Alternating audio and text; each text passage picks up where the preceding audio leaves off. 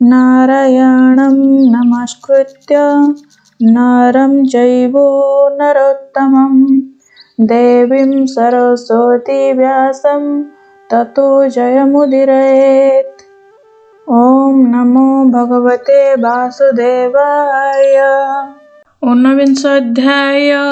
मैत्रेय उवाच एमन्ते पृथुराजा बोले सुतमागधे कतुले भविष्ये कले जेते स्तुति शुणि सानन्दे नरपति आत्मार गुण कर्म शुणि सन्तोष मने नृपमणि वाञ्छित सर्व सुख देला अनेक मते मान्य कला ब्राह्मण आदि चारि वर्णे अमात्य पुरोहित जने सकल प्रजाजन आणी सन्तोष कला नृपमणि।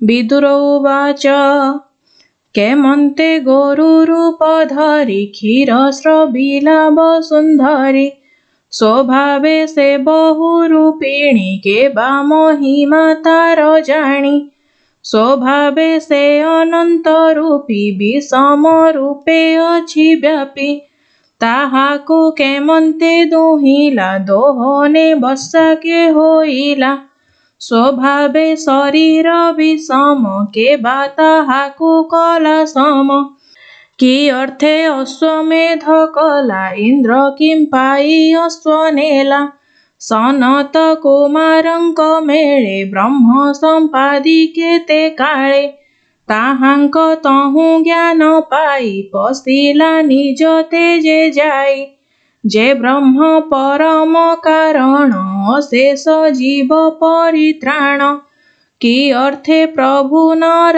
हरि जगते पृथुरूप धरि सुपुण्य कथा विचारिले सुजस जगते रखिले से कथा कह मुनि मोते मु तोर सेवक उचिते तहिर कह प्रतिकार भो मुनि नमु तो पयर विष्णुर कथा पुण्यसार जा शुणि निस्तरे संसार जाहार नाम गुण जस निगमे करन्ति विश्वास केमन्ते पृथुरूपे हरि दोहन कले वसुन्धरि।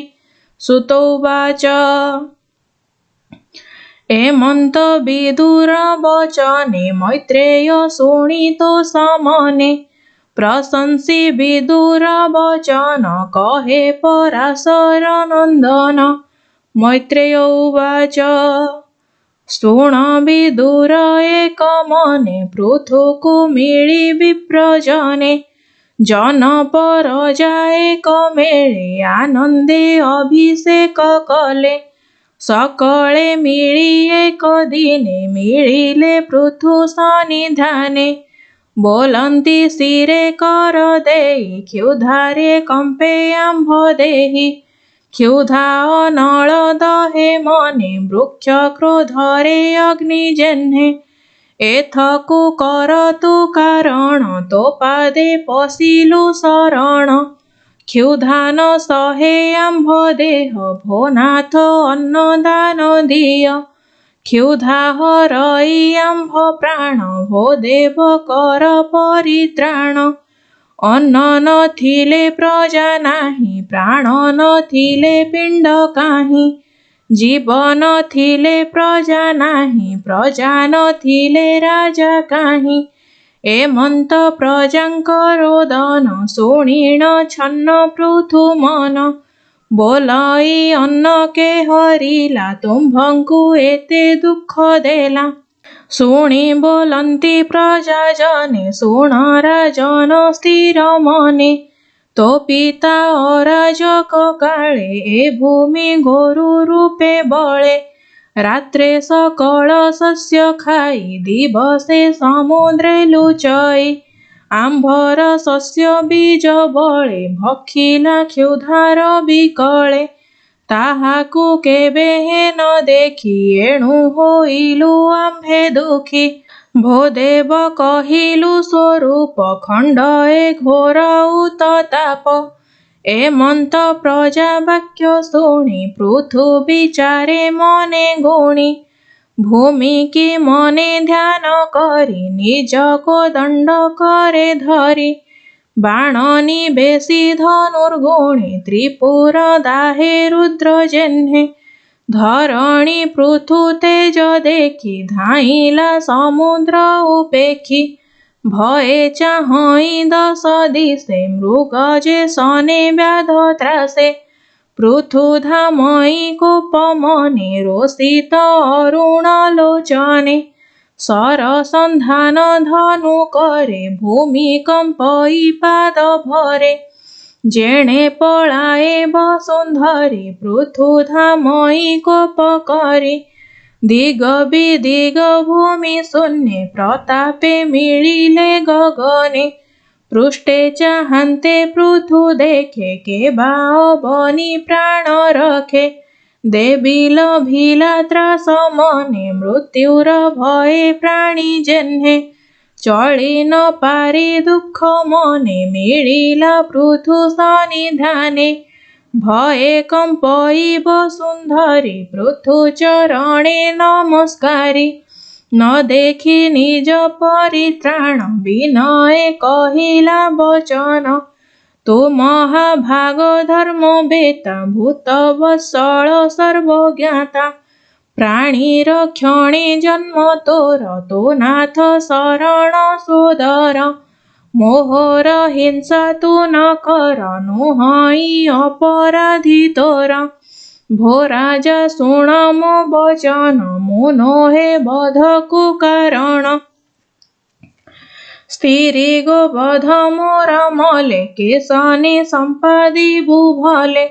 ଏକ ମାରଣେ ବେନି ଦୋଷ ସଂସାରେ ଥିବ ଅପଯଶ।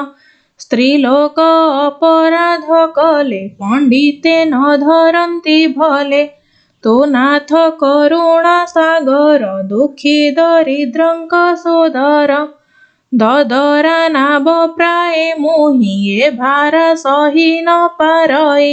ମୋହର ମଲେ ଜଗତେ ଏ ପ୍ରଜା ରଖିବୁ କେମନ୍ତେ।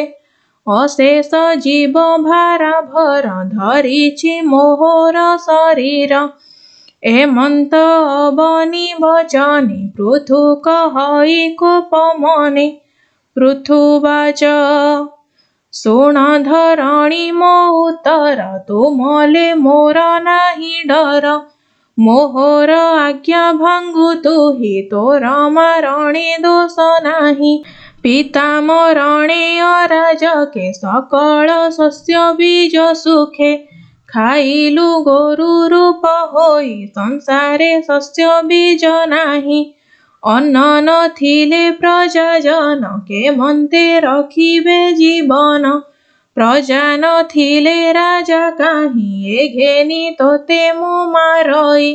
ଦୁଷ୍ଟ ମାରଣ ରାଜଧର୍ମ ଏ ତ ସ୍ୱଭାବେ ମୋର କର୍ମ। ମୁଁ ଯେବେ ନ ମାରିବି ତୋତେ ପ୍ରଜାଏ ବଞ୍ଚିବେ କେମନ୍ତେ। ବିଧାତା ସୃଷ୍ଟି କଲା ଯେତେ ଅନ୍ନ ଜୀବନ ରକ୍ଷା ଅର୍ଥେ। ସେ ଶସ୍ୟ ଗୋରୁ ରୂପେ ଖାଇ ଏବେ ନ ଦେଉ କାହିଁ ପାଇଁ। ତୁ ମନ୍ଦ ବୁଦ୍ଧି ଦୁରାଶୟ ମାୟା ଭିଆଣି ବହୁ ଦେହ। ଅବଜ୍ଞା କଲୁ ଯେଣୁ ମୋତେ ତେଣୁ ଦଣ୍ଡିବି ଆଜି ତତେ। ଏ ପ୍ରଜା ପୀଡ଼ିତ ଆରତେ କ୍ଷୁଧିତ ଅନ୍ନ ଅପ୍ରାପତେ। ସେ ଦୁଃଖ ନିବାରିବି ମୁହିଁ ମୋ ବାଣୀ ତୋର ମାଂସ ଦେଇ। ସ୍ତ୍ରୀ ପୁରୁଷ ନପୁଂସକେ ପୀଡ଼ିତ ଯାର ତହୁଁ ଲୋକେ। ତାହାକୁ ରାଜା ନ ଦଣ୍ଡିଲେ କେବା ସଂସାରେ ଥିବ ଭଲେ। ତାର ମାରଣେ ଦୋଷ ନାହିଁ ସଂସାରେ ଧର୍ମ କଥା ଏହି। ତୁ ମାୟା ଗୋରୁ ରୂପ ହୋଇ ସକଳ ଶସ୍ୟ ବୀଜ ଖାଇ। ଅବଜ୍ଞା କଲୁ ଯେବେ ମୋତେ ନିଶ୍ଚେ ଦଣ୍ଡିବି ଆଜ ତୋତେ। ତୋର ଶରୀର ତୀକ୍ଷ୍ଣ ବାଣେ କାଟିବି ତିଳ ପରିମାଣେ। ବାଣେ ତୋହର ପ୍ରାଣ ହରି ମୁଁ ଏବେ ଆତ୍ମଯୋଗ କରି। विस्तारी मोहर शरीरे प्रजा रखिबि निर्भरे। मैत्रेय उवाच एमंत कहूँ महाकोपे पृथिवी मिलिला समीपे। एमंत पृथुरूप चाहि भये कंपई तार देहि। पृथुचरणे शिर देई बोलई अश्रुमुखी होई। पृथिवी उवाच नमस्ते परम पुरुष गुण प्रकाशितोर दृश्य। निज मायारे छन्न होई संसार हिते बहु देहि। स्वरूपे अनुभव वृत्ति द्रव्यकारक क्रिया रीति।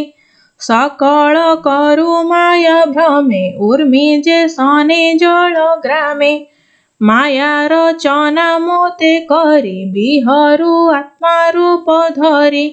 सर्जी पाळीण करु अंत जे स्वयं प्रकाशे जगत।